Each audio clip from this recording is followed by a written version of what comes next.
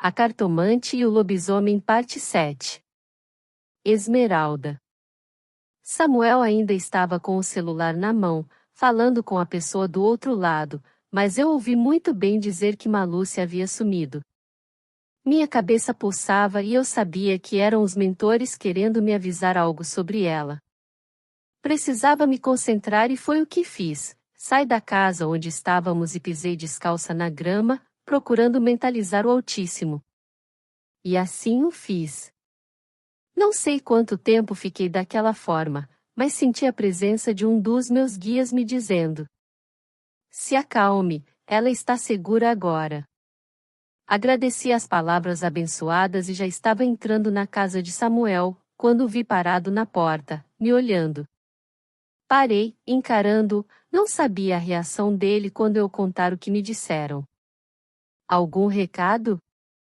Meus olhos encheram de lágrima, não esperava que Samuel aceitasse meu dom, minha profissão, meu povo. Sim, ela está segura. Pelo bem de quem a pegou, espero que ela esteja assim. Samuel se aproximou e me abraçou, obrigada linda. Mais alguma informação? Não. Sinto muito. Sem problemas, vamos avisar Neon. Saímos da casa de Samuel e chegamos o mais rápido possível no cantinho cigano. Neon veio alegre nos cumprimentar, sorrindo como sempre. E ficou para Samuel contar tudo para ela. Neon, tem notícias de Malúcia? Disse Samuel. Neon deixou de sorrir e me olhou, buscando informações antes de Samuel dizer algo. O que houve? Disse Neon, e me diga por favor. Falei com Miro, seu irmão que está em Manaus. Malúcia não é vista há 2 dias. 2 dias? Disse Natasha, que havia chego naquele momento. Deixa ver com os mentores o que podemos fazer por ela. Natasha nem chegou a sentar, saiu em seguida rumo sua sala. As cartas nos ajudam quando precisamos também. Natasha subiu até seu quarto de atendimento. Enquanto fui fazer um chá de camomila para Neon, que estava em choque com a notícia. Rafael, pai de Malúcia e marido de Neon, havia chegado. Samuel contou via telefone e Gabriel chamou Ed e Margarida, seus pais, para uma reunião no cantinho cigano. E estavam chegando, junto com Zael. Minutos depois a casa estava cheia. E o Alfa Ed começou a falar. Já pedi para nossos parentes irem até lá, fiquemos aqui, afinal nosso sangue quente nos ajudaria a criar o caos. Precisamos nos manter calmos e racionais. Assim que Zaur tiver notícias, ele entrará em contato com o Madinus. A equipe de segurança de Ed trouxe um computador com algumas câmeras instaladas em Manaus e vimos que Malúcia foi vista pela última vez com um rapaz que ninguém conheceu. Esmeralda, conhece esse rapaz? Perguntou Ed. Assim que me aproximei, vi que apontavam para a figura de Miguel pela tela do PC. Sim, esse rapaz estava entre os lupinos, e se chama Miguel. Me buscou algumas vezes no acampamento, ajudou com as mudanças do acampamento a Vila Boto.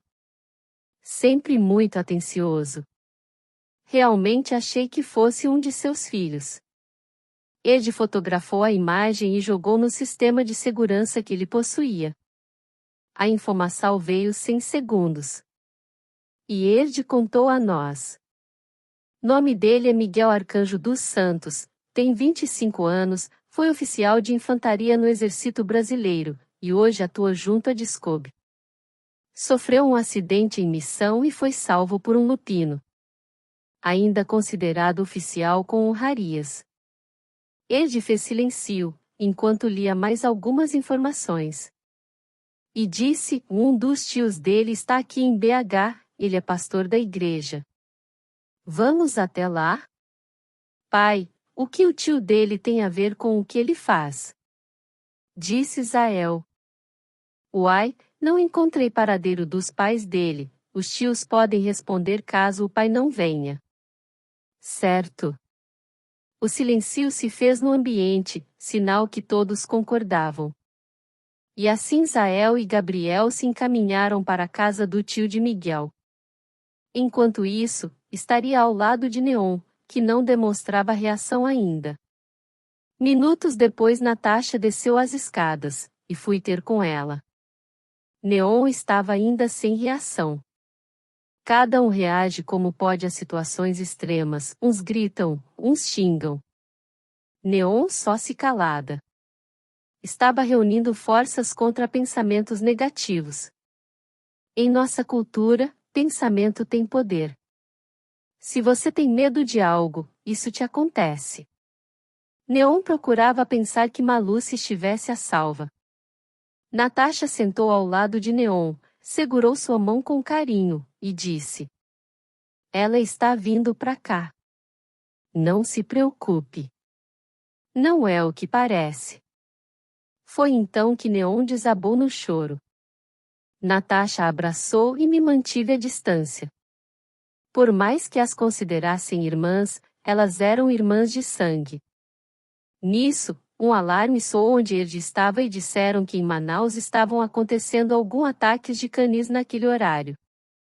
Eram 13 horas, lupinos se transformam com a noite, canis conseguem se transformar a qualquer horário. Neon, então se alarmou e fiquei em silêncio. Estou ouvindo Maluce me chamando. Neon disse. Converse com ela, pergunte onde ela está, disse Natasha. Neon fechou os olhos e desejou profundamente que ouvisse mais uma vez a voz de dentro dela. A voz da Maluce estava dentro da cabeça de Neon, só ela ouvia. A mensagem vinha diretamente a ela. Ela se concentrou e ouviu.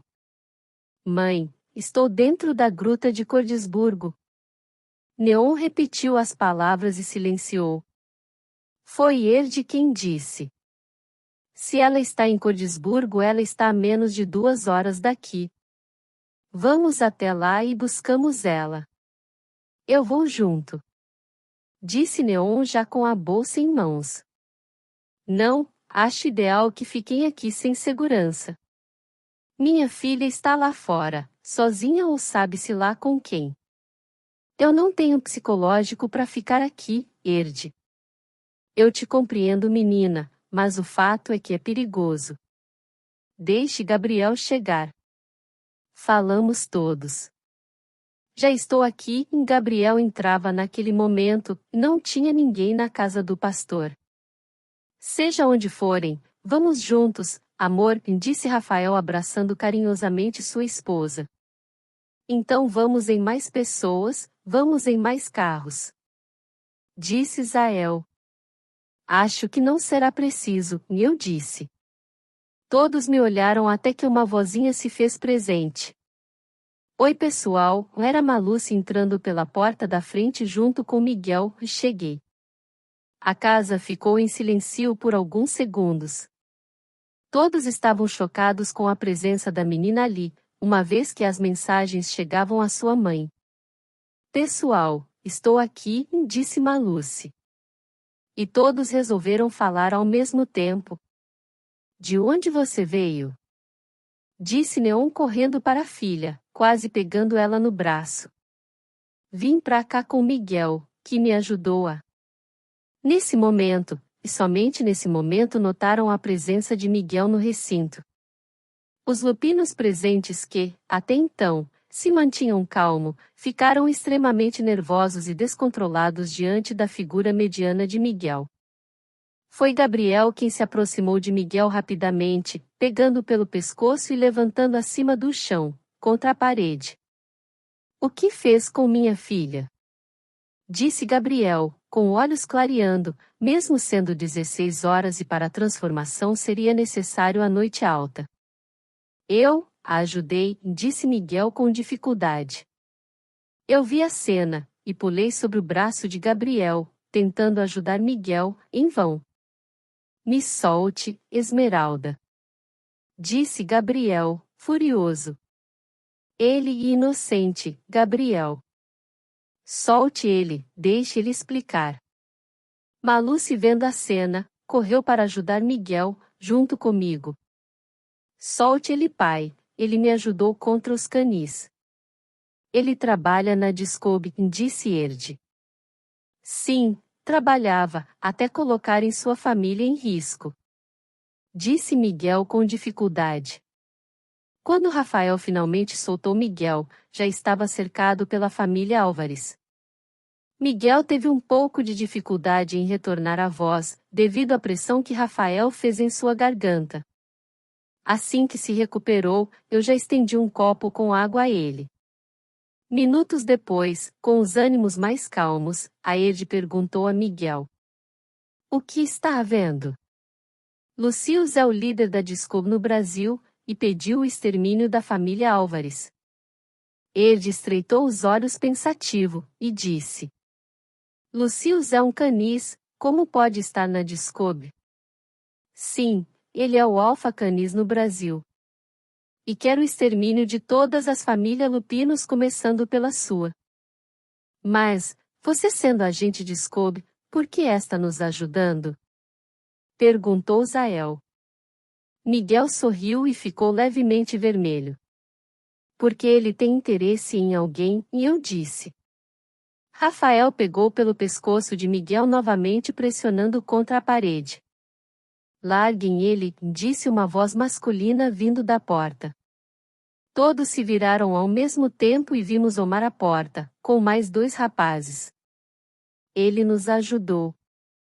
Ele só não quer nos explicar o motivo, nesse momento. Omar disse e sorriu com malícia. Bem-vindo, Omar. Disse Erde. Ânimos calmos, Miguel explicou. Existe uma armadilha em Cordisburgo esperando por vocês. Será a dizimação da família. Por isso eu ouvi Amy Lucy me chamando de lá. Não a chamei, mãe. Queria fazer surpresa. Disse Maluce na inocência de criança. Neon o abraçou beijando-lhe a cabeça. Omar se aproximou de Erde e disse: O que faremos para proteger sua família? Erde respirou fundo, fechando os olhos, enquanto todos se mantinham calados, aguardando sua resposta. Depois de alguns minutos, ele disse: Vamos chamar o máximo de Lupinos e vamos de encontro a Lucius. Mas Lucius não está na Cordisburgo, disse Miguel. Eu sei, disse Erde sorrindo, o elemento surpresa é uma arma de guerra. Chamamos Gan, ela nos ajudaria com magia. Assim, alguns de nós, fakes de nus, iriam se encontrar com o pessoal da Gruta Cordisburgo, o que acham? Não acho uma boa ideia. Deixem esperando, já estamos com o diamante Maluce. Eu sou diamante, pai. Disse Maluce para Gabriel. Sim, querida, disse Gabriel, beijando-lhe a testa carinhosamente.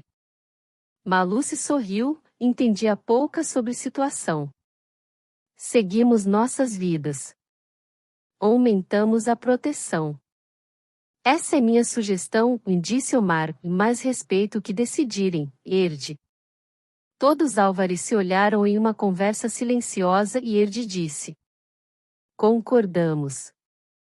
Vou avisar Zaur para abortar a missão e virem para cá. Ele está vindo, disse Miguel.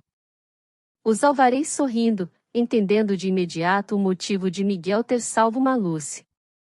Mas agora quem corre perigo é você, Miguel. Disse Omar.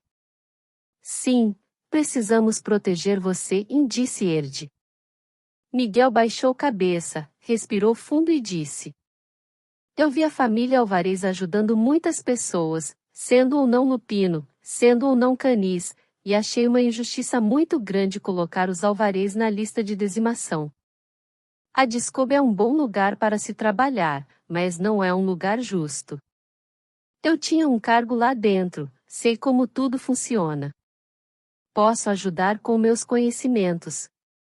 Só me dar acesso a câmeras, um telefone que só 2 ou 3 pessoas saibam, e uma arma comum. O inimigo agora é outro. E por que queriam pegar Maluce?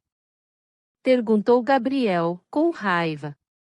Porque ela é albino, disse Omar. O que? Neon perguntou incrédula, o que é albino, amor? Albino é o lobisomem que tem poderes santos. Ele é acima de muitos. Ele tem força redobrada, coração puro e proteção divina. Respondeu Gabriel. Omar é um albino e isso faz o alvo de sempre. Ele está sempre fugindo. Disse Erde. E faz um filho a cada parada, e eu disse, um pouco mais alto do que gostaria. Samuel se aproximou de mim, me beijando com carinho. Logo teremos os nossos também, eis-me, disse Samuel, baixinho para mim. Só para mim. Eu sorri. A família Alvarez não estavam interessados em minha vida pessoal. E sim na situação atual em que nos encontrávamos. Samuel, onde está Rafael? Perguntou Erde. Ele está na ala dos artesãos, no acampamento cigano. O que será que ele viu lá? Disse Gabriel. Amanhã precisamos ir até lá, disse Esmeralda, você vão? Melhor ir sozinha, temos agenda para amanhã, disse Neon. A conversa seguiu mais algum tempo até que os Alvarez foram correr. No dia seguinte pela manhã, Samuel me levou até o acampamento e viria me buscar depois. O acampamento produzia as peças que vendíamos no Cantinho Cigano. Mais da metade de nosso faturamento do Cantinho Cigano eram as vendas de roupas e acessórios ciganos, produzidas no acampamento Alvorada. E eu fui verificar a produção que estava nos atendemos com excelência. Assim que cheguei, uma jovem chamada Alice me atendeu. Ela vendia pela internet e pessoalmente, atendendo atacado e varejo. E me encantei com ela, mas o que me chamou a atenção demais no acampamento foi a produção em escala. Enquanto visitava o acampamento, mandei mensagem para Magali. Oi, Magali, como vocês estão? E ela respondeu. Por que não vê você mesma? E a Magali estava à minha frente, bem ali, no acampamento Alvorada. Nos abraçamos ao ponto de eu me esquecer aquele barrigão lindo, de 6 meses já. Que bom te ver, onde está Iago? Perguntei a Magali. Ela se entristeceu e disse. Ele foi ao nosso acampamento e lá sofreu um ataque de canis e veio a falecer. Sinto muito, Magali, e respondi a ela com sinceridade. Nos abraçamos de novo. Mas vim pra cá, queria um recomeço. E por que não me procurou? Magali me olhou no fundo dos meus olhos e disse. Não sei, eis-me, ela respondeu, agora sou mãe, não sei explicar como cabeça de mãe funciona. Não se preocupe. Mas Omar está aqui. Ela apenas sorriu. Magali me apoiou muito, mesmo quando eu virei as costas a ela. Ela já me apoiava quando eu fugi. Ela me apoiava quando eu sumi para Belo Horizontes. Ela me apoiou antes de eu saber sobre a condição dela. E eu a amava. Ela me apresentou a produção completa, desde o atendimento, o pedido, as compras e a produção. Tudo muito bem organizado. Notei Rafael nos observando na porta da tenda. E o chamei. Rafael, que bom te ver aqui, conhece Magali? Então esse é seu nome? Disse Rafael se referindo a ela. Notei que estava sobrando ali. Minha irmã merecia aquele carinho que eu via nos olhos dele. Ficamos conversando até que pedi a Rafael nos levar até o Cantinho Cigano, onde eu apresentei tudo e todos, assim Rafael a traria de volta. Eu vi como eles se olhavam. Sabia que tinham sentimentos ali. Deixei ambos juntos. Ai, seria com eles. Que bom que Magali estava aqui, comigo em Belo Horizonte. Vendo que acompanhava Rafael e Magali com os olhos, Samuel se aproximou e me abraçou pelas costas, falando em meu ouvido. O que você está aprontando? Disse ele enquanto mordia minha orelha. Eu os vi se olhando. Pedi para ele levar ela até o acampamento. Me virei para Samuel, olhando no fundo de seus olhos e completei. O amor tem suas próprias regras, meu anjo. Do jeito que se olharam, eu deduzi que existe sentimento. Agora deixem eles se entenderem. Se for para ser um relacionamento, será. Samuel ficou em silêncio me olhando. Quando disse: Sim, eu concordo, mas Rafael é trans, eu sei. Ele me disse. Só não quero que ele se machuque, Esme. Meu amor, lupinos têm tendências bissexuais. Magali é lupino igual Rafael. Acredito que o destino nos deixou amparados. E um ao outro igualmente amparado, disse beijando Samuel na boca, com carinho. Samuel retribuiu o beijo ainda mais forte, me puxando para um abraço apertado. Você sabe que estamos na porta do cantinho cigano, certo? Disse a Samuel, que sorriu. Acho melhor entrarmos. E assim foi feito, deixando o destino seguir na vida de todos. Maluce estava salva, Miguel estava sob proteção de Omar e Erde, mesmo ambos ainda não confiando em 100% em Miguel, afinal ele é um agente de Scooby. Sabíamos que a organização estava atrás de Miguel agora que ele abortou a missão de destruir os alvarez, por conta própria. Em alguns dias chegariam mais alvarez para Belo Horizonte, era uma questão de tempo. No dia seguinte, a rotina seguiu normal. A agenda estava cheia, graças a Deus, e sentei em meu cantinho, esperando o próximo consulente. Assim que pedi a Raquel me trouxesse o próximo consulente, ela abriu a porta e um senhor alto, muito magro, de aparência abatia, surgiu atrás dela.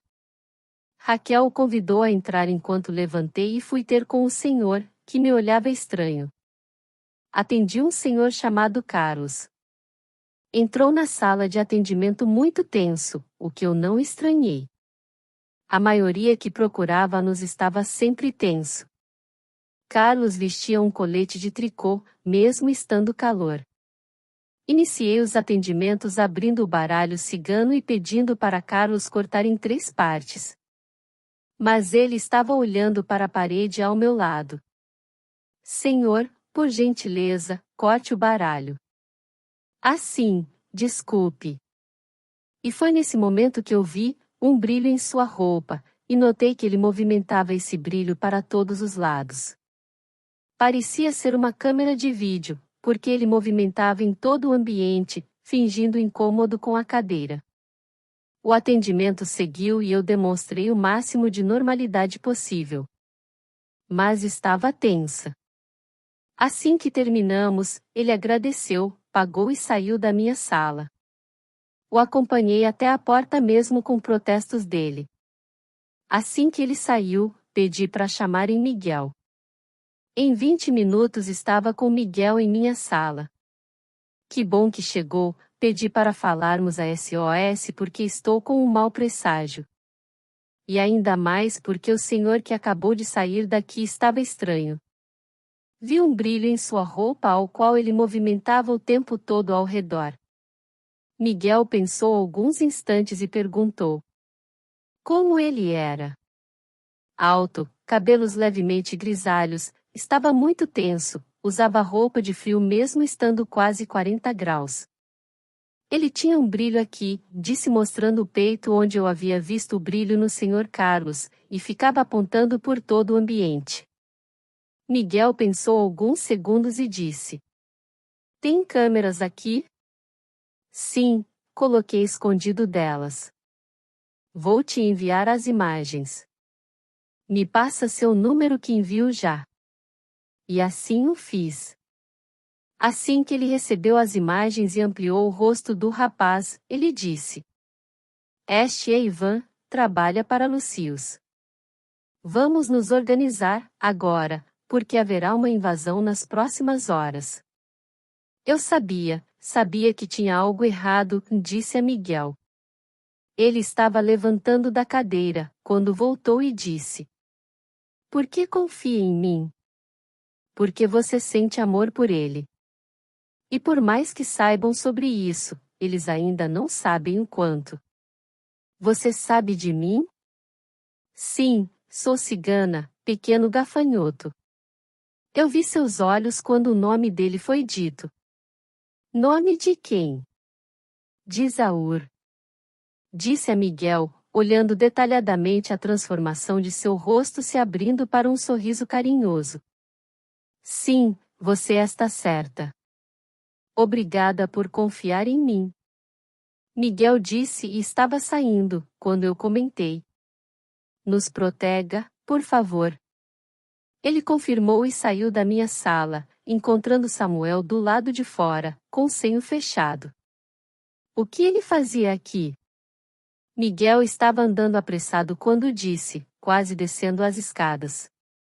Conte para ele, Esmeralda, por favor. E o fiz.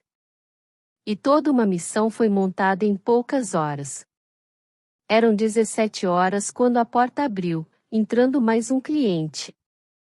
Deu o nome de Ítalo, o atendimento seguiu normalmente até que ele retirou um volume do bolso da blusa e apontou para mim. Acho estranho como essas cartas não funcionam. Estou aqui e você vai comigo. Anda, levanta. Me levantei e o segui escada abaixo. Não havia ninguém por ali. Descemos sem problemas ganhando a rua, onde um carro preto estava à espera. Assim que a porta se abriu, entramos e o carro partiu. O silêncio cortou o carro e me mantive serena, o máximo que poderia. Meu estômago embrulhava tamanha adrenalina eu sentia. Respirei fundo várias vezes na tentativa de acalmar meus pensamentos. O carro seguiu por várias ruas e avenidas. Depois de meia hora o carro parou em um sítio, mais distante do centro. Árvores grandes e centenárias faziam uma trilha ao lado da estrada de terra. Uma porteira de madeira se abriu automaticamente e o carro entrou, fechando a porteira logo atrás. O carro parou em frente a uma casa simples e ajeitada. Um alpendre em forma de L emolduravam a porta de madeira com vidros transparentes. Assim que a porta se abriu, um rapaz armado surgiu dando sinal para que entrássemos. E segui. Não demonstrei resistência em nenhum momento. Seguimos por uma sala de móveis de madeira com algumas fotos de família. Depois seguimos a um corredor e fui indicada a uma sala, que imaginei um quarto. Assim que entrei a porta foi fechada atrás de mim. Estava escuro, só com a claridade da lua do lado de fora, entrando pelos vidros da janela do quarto. Ninguém conversava ali. A luz do corredor estava acesa e conseguia ver movimentos por debaixo da porta. Mas não havia nada. Imagino que fiquei ali por longas horas. O mundo parou, me concentrei para me manter calma, quando senti a presença do meu guia espiritual, dizendo: Se mantenha calma, isso definirá sua vida. Respirei fundo mais de uma vez. Foi quando notei que, pela escuridão do quarto eu não tinha visto antes, mas não estava sozinha. A um canto, bem ao canto mesmo, estava alguém. Que só notei quando a respiração do outro se fez mais alta. O cheiro de enxofre invadiu o quarto e eu sabia que estava com um canis. Me encolhi no outro canto do quarto, procurando me manter segura. Mas mero engano. Em segundos um par de olhos vermelhos se abriram dentro do quarto. Seguido de um rosnado baixo. Eu sabia que morreria naquele dia. Minha vida passou pela minha frente e eu senti vontade louca de viver. E tomei uma decisão eu seria definitiva para me manter viva. Eu disse: Lucius. E ele se calou. Não sou alta, não sou forte, não sei lutar, não sou valente. Magali era a filha que tinha tudo isso. Eu só tenho o poder da persuasão. Só não sabia se funcionava com canis. Mas precisava acertar. Foi quando uma voz invadiu o quarto. Como me conhece? Disse ele.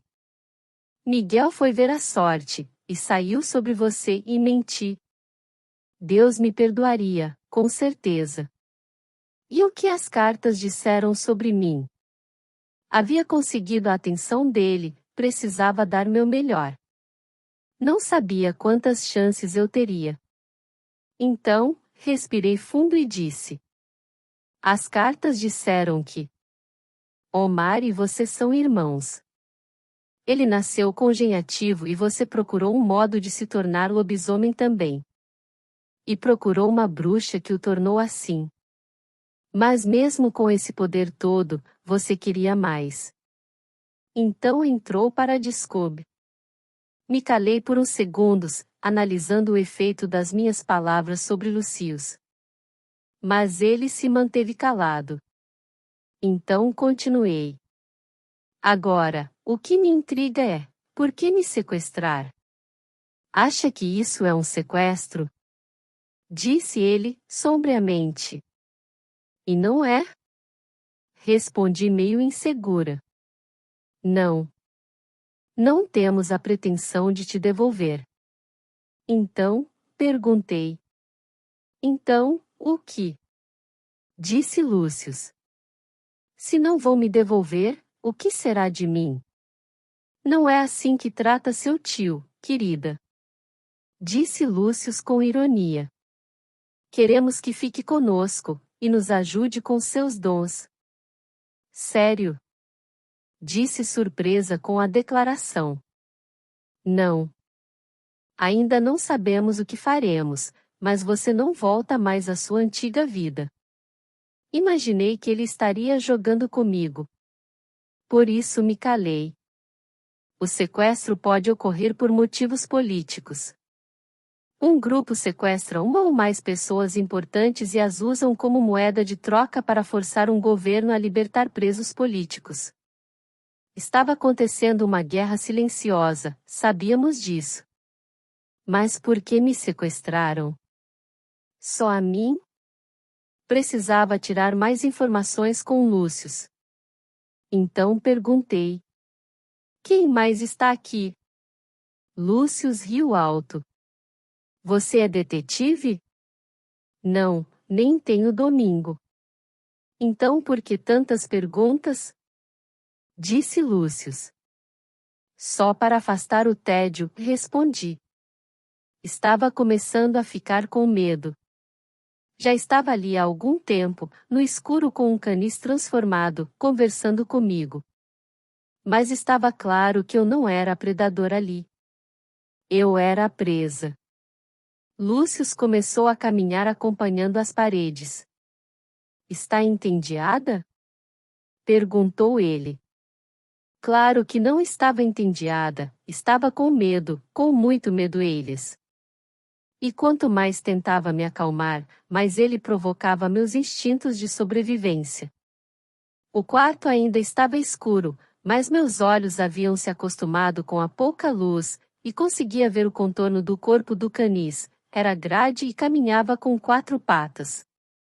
Lúcius caminhava devagar, em círculo, se aproximando mais e mais de mim. Fico impressionado com a calma que você tem, menina. Nem parece ser filha de cigana com Lupino. Elias está se relacionando com um Lupino também. E assim o ciclo se fecha. O que você quer? Perguntei, já começando a me irritar. Quero poder. Com a queda das famílias lupinas, a ascensão dos canis é inevitável, menina. E o que os canis farão com esse poder todo? Começaremos destruindo a Discob, depois viveremos em paz. Respondeu Lúcius. Mas você é o diretor da Discob, certo? Lúcius parou de caminhar por alguns segundos. Um silêncio se fez no quarto. E foi quebrado pela voz rouca de Lúcius. Você sabe demais, menina. Só acho que poderiam fazer uma união saudável com os lupinos. Já que são lobisomens, ambos. Iguais aos seres humanos, diferentes raças, diferentes cores, mas ainda assim lobisomens. Mas os lupinos querem nos comandar. Quem disse isso? Vemos quando eles dominam o ambiente. Eles são organizados, só isso. Você poderia organizar os seus, da mesma maneira. Acha que é fácil? Por que não seria? Use sua força, use seu poder de persuasão. Ajude-nos. Disse ele. Ajudo sim. Por onde quer começar? Vamos até onde estão os irmãos. Quem sabe nos ajudamos? Lúcius, perguntei, com insegurança, e se me atacarem? Não se preocupe, eu retirei o localizador que estava na sua roupa. Muito inteligente por parte dos lupinos. Disse Lúcius, com voz grossa. Mas, se realmente quer nos ajudar, eu acredito. E agora, sabendo que está sozinha, entre nós, quero que fale com os irmãos canis, que estão ansiosos em conhecer você. Meus pensamentos fervilharam. Me sentia segura porque sabia do localizador. Mas agora, ele havia retirado o localizador de minha roupa, em algum momento que eu não tinha notado. Agora estava só por mim. Ninguém iria ao meu socorro. E Lucius queria que eu falasse com um bando de canis. Precisava pensar em algo rápido. Lucius, disse a ele, pode me ensinar um pouco mais sobre os canis? Sim, somos como animais. Nem todos querem manter organização. Querem viver por conta própria. Mas, como bandidos. Ou como lupinos que auxiliam. Ambos, existe gente boa e gente ruim em todo mundo. Assim como lobisomens. Quero falar com eles. A luz foi acesa e puder ver, no começo com dificuldade, depois meus olhos foi se acostumando com a claridade do claró e o vi perfeitamente. Lúcius era um canis alto, pelos negros, orelhas pontudas, era igualzinho a um lobo negro, porém maior, olhos vermelhos e falando. Meus olhos se admiraram com a visão de Lúcius. E ele viu que me admirei. E encarou como elogio. A porta se abriu e ele saiu. Antes de virar para a direita, ele me olhou, indicando para seguir com ele. E assim o fiz. O corredor era curto e no final existia uma espécie de cozinha, que seguia do lado de fora da casa. O quintal atrás da casa tinha algumas árvores centenárias iluminadas com lamparinas. Lúcius foi ao centro do quintal e uivou. Segundos depois ouvi mais alguns uivos em diferentes locais do sítio, e foram se aproximando. Até que todos ficaram ali, sentados ao nosso redor. Lúcius então disse. Esta é minha sobrinha Esmeralda, cigana filha de Omar. Ela sugeriu que possamos nos organizar e nos juntar com os lupinos. Ouvi muitos xingamentos, muitas blasfêmias desacreditando essa hipótese. Você sabe que isso não é possível. Disse um canis à direita. Eles têm alguns albinos com eles, disse outro mais atrás. O que ela está falando? Disse uma voz que pareceu feminina. Lúcius disse. Fale com eles, é sua oportunidade. Me inclinei, pedindo permissão para falar. Eles se calaram e eu disse. Sou Esmeralda, disse. Quem se importa? Disse do lado de trás. Silencio, disse Lucius. Vamos ouvir ela. Obrigada. Os lupinos são organizados porque nasceram com o dom, sabem que terão de lidar com esse dom a vida toda. Por isso são organizados. se nos organizarmos, nesse momento me interromperam. Você não é uma de nós. Concordo, peço desculpas, mas se estou desse lado quero passar minha opinião sendo desse lado. Correto? Se unissem com os lupinos, controlariam a Discob, o órgão que realmente quer derrubar com ambos, lupinos e canis. Isso, ela tem razão, disse alguém na frente. Ela não passa de uma menina, isso sim, disse outro rapaz. Ela é jovem, mas sabia, disse uma voz conhecida. Omar, deixe-a falar com os meus. Enquanto ainda as ouvem. Sim, continue Esme. Não é imposição de estilo de vida. E sim convivência pacífica de espécies. Somos todos lobisomens, moça, disse outro rapaz. Sim, mas uns se alimentam de animais de pequeno porte e outros se alimentam de qualquer coisa que ande, eu disse. E todos riam, eles se orgulhavam das atrocidades de se alimentarem de humanos. Eu concordo com ela, disse Lúcius. Ela fala, vai embora, tudo volta ao normal. Se mantiverem a palavra de vocês manteremos a trégua, disse um lupino mais atrás, que pela voz parecia ser Erde. Foi então que vi dezenas de lupinos atrás de Erde. Eles estavam ali. Queremos a trégua com a condição de manter Esmeralda conosco, disse Lúcio sendo ovacionado pela multidão canis, por um tempo, pelo menos. A multidão gritava, urrava, uivava. Mas por quê? Perguntou Omar, preocupado. Ela é delicada, sabe se colocar e mais ainda, sabe falar conosco transformado. Disse Lucius. Alguns segundos de extremo silêncio, alguns olhares trocando informações sem ser dito nenhuma palavra, quando Ed disse. Feito.